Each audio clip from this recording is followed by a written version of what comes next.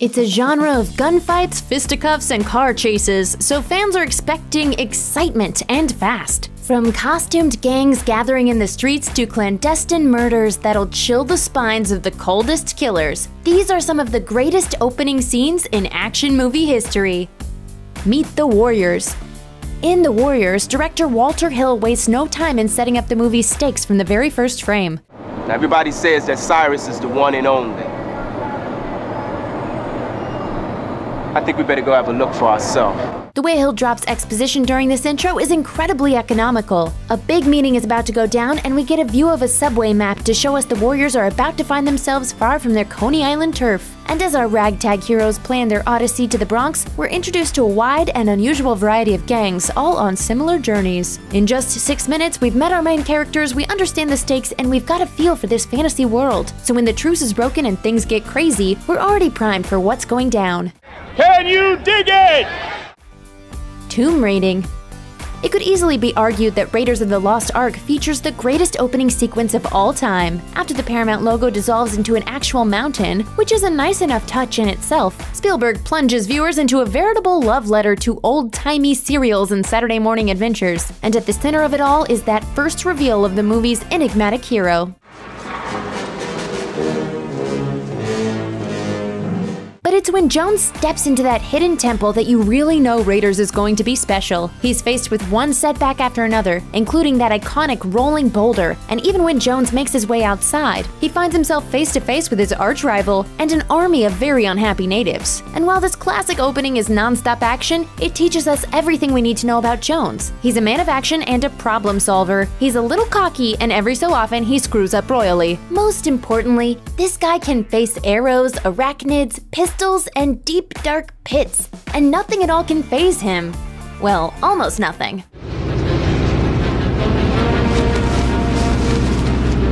There's a big snake in the plane, Jock!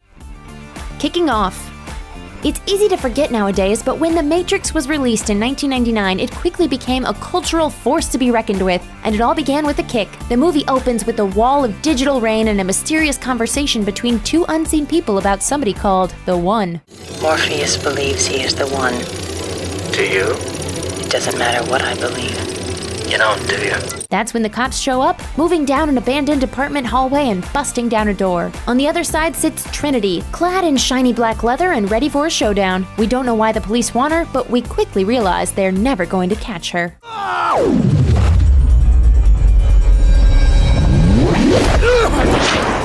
Audiences were hooked from scene one, and the Wachowskis owe a major debt to Carrie-Anne Moss for kicking their film off in the right way.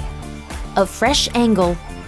Hot Fuzz works on many levels. It's a brilliant comedy, a slasher film, and a fantastic satire of Michael Bay-style action movies. But it's also a solid action flick that revels in the joys of the genre it lampoons. Sergeant Nicholas Angel, on the other hand, absolutely hates all that action movie foolishness. Played to serious perfection by Simon Pegg, Angel has no time for fun and games. From his first appearance through to the ensuing rapid-fire montage of Angel cleaning up the streets of London, it's clear that the man is all about bringing down bad guys properly, with a few injuries along the way.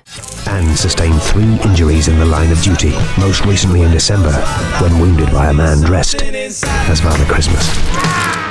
The whole opening montage is a fantastic setup for the kicker, in which Angel is unceremoniously kicked off the force for being too perfect. Well, however you spin this, there's one thing you haven't taken into account. And that's what the team is going to make of this.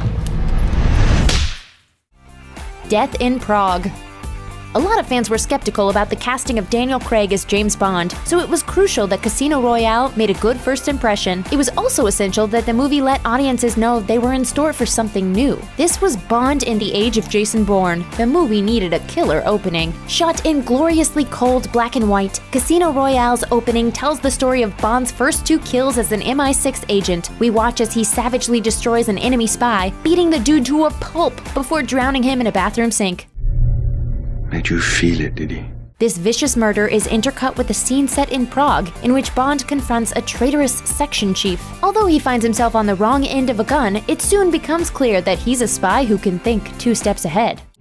Well, you needn't worry. The second is